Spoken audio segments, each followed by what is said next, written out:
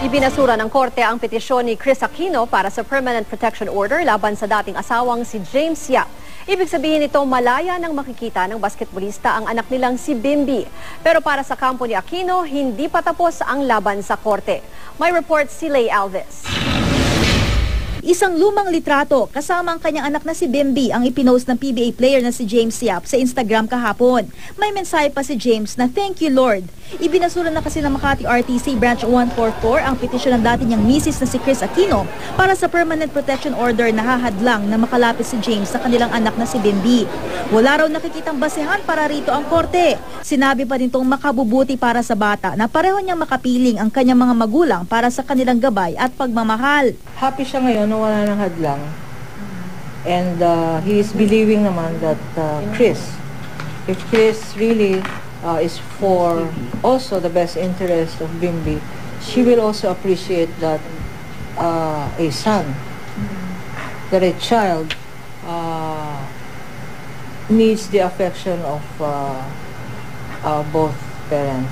Pero kung libre na si James na makasama ang anak, pinagbawalan naman siya ng korte na makalapit kay Kris. Hindi siya maaaring lumapit kay Kris sa distansyang hindi bababa sa 100 metro. Hindi rin siya pwedeng pumunta sa bahay at sa lugar ng trabaho ng aktres. Although James maintained na this was not intended as a sexual advance, ang sabi ng court, if the perception of Kris is that it is, and there is therefore psychological and mental and emotional stress, then the spirit of the Republic Act on domestic violence should be respected. Pinagbawalan din ng korte si James na saktan o pagbantaan si Kris. He's okay with this. As a matter of fact, he has no desire to make sexual advances to Kris or to be near her while this is ongoing. Nitong Marso, dumulog si Kris sa korte, bunsod ng insidente umano noong Disyembre kung saan akmang hahalikan daw siya ni James sa kanyang sariling silid.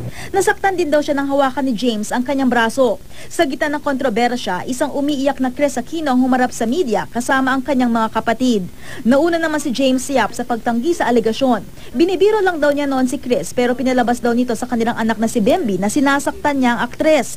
Pero ayon sa korte, biro man daw yun para kay James, inappropriate at misplaced ito. Ngayong nagsalita na ang korte, umaasa ang kampo ni James Yap na wala ng balakid para malayang makasama ng basketbolista ang kanyang anak. This is where we say nobody, even a Kris Aquino, is above the law. And they have always been saying that nobody is above the law. So she should follow the law. She should follow the order of the court. Para naman sa kampo ni Kris Aquino, hindi pa tapos ang issue. Ayon sa abogado ni Kris si Attorney Frank Chavez, naghain sila ng motion sa korte kahapon na mabigyan sila ng kopya ng report ng independent na social worker at psychiatrist na nag-evaluate sa pakikitungo ni Bimby sa kanyang ama. Saka raw nila gagawin ang mga susunod nilang hakbang. Satisfied naman daw si Kris dahil napatunayan daw sa korte na nagsasabi siya ng totoo nang sinabi niyang dumana siya ng sexual harassment sa dating mister. Lay Alves, GMA News.